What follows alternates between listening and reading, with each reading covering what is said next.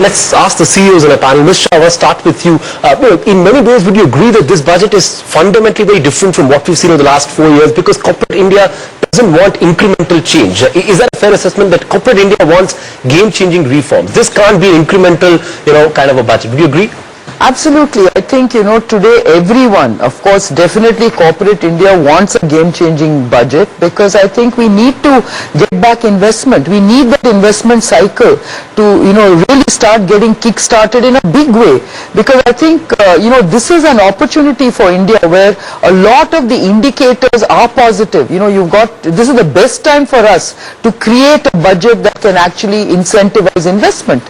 Now, to do this, I think we have to address a couple of very, very important areas. It's not going to just happen by great statements. I think we are looking at cost of capital, cost of transaction.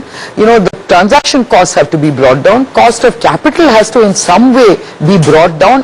Unless you do that, you won't be globally competitive.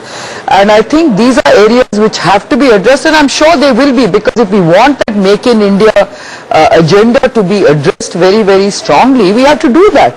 Secondly, I am a big believer that, this budget has to address job creation. I think the statistics that Swami talked about right now about growth is all about jobless growth, revenue-less growth. That's very unhealthy. So whilst investors are very excited, because investors are always speculative and they talk up or talk down the stock market, I think we need to see tangible growth.